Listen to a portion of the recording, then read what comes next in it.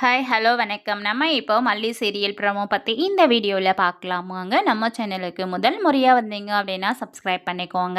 அரவிந்த் பார்த்திங்கன்னா நம்ம மல்லிக்கும் நம்ம விஜய்க்கும் சூப்பரான ஒரு ஃப்ரெண்ட் அப்படின்னே சொல்லலாங்க.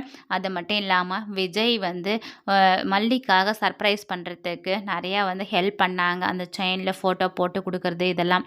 அது மட்டும் இல்லாமல் இப்போ ஜெயிலில் இருக்கிற விஜயை பார்த்து ரொம்ப கஷ்டமும் படுறாங்க. மல்லியும் பார்த்திங்கன்னா ரொம்ப கஷ்டப்பட்டுட்டு இருக்கா. அதனால் இவங்களுக்கு எப்படியாவது நம்மளால் முடிஞ்ச உதவியை செய்யணும் அப்படின்றதுக்காக தான் அரவிந்த் வந்து களத்தில் இறங்கிட்டார். இப்போ அதுக்கு நம்ம ரஞ்சிதா கூட வந்து ரொம்ப க்ளோஸாக வந்து பேச ஆரம்பிச்சிட்டாங்க. ரஞ்சிதாவும் பார்த்திங்கன்னா இப்போது நம்ம அரவிந்த் கிட்ட ரொம்ப மனசு விட்டு பேசிக்கிட்டு இருக்காங்க. அதாவது நீங்கள் கல்யாணத்தை நிறுத்துனதெல்லாம் வந்து மல்லிக்காக தானே அப்படின்ற மாதிரி சொல்கிறாங்க. இல்லை இல்லை மல்லிக்காக மட்டும் இல்லை உனக்காகவும் தான் அப்படின்ற மாதிரிலாம் வந்து சொல்லிட்டு இருக்காங்க.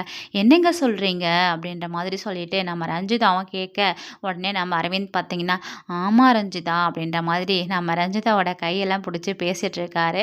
ஸோ அப்படியே ஒரு ரொமான்டிக்கு போயிடுறாங்க.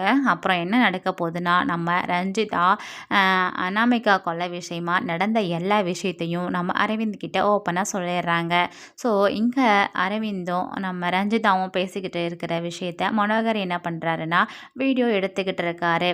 ஸோ வீடியோ எடுக்கும் போதே நம்ம மனோகர் மாட்டிக்கினாடா எல்லா உண்மையும் சொல்லிட்டா, இவ்வளோ விஷயம் நடந்திருக்கு, இது எல்லாத்தையும் மாற்றி கோர்ட்டில் சொல்லி எந்த தப்பும் செய்யாத விஜய் போயிட்டு ஜெயிலில் தண்டனையை அனுபவிச்சுட்டு இருக்காரு.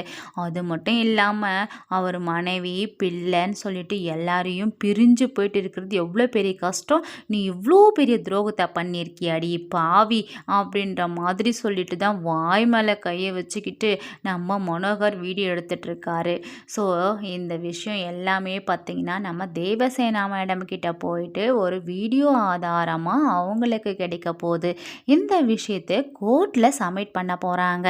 இதையெல்லாம் பார்த்துட்டு இந்த ரஞ்சிதாவும் ராஜேஸ்வரியும் என்னென்ன பண்ண போகிறாங்கன்னு வெயிட் பண்ணி பார்க்கலாம். தேங்க்ஸ் ஃபார் வாட்சிங்.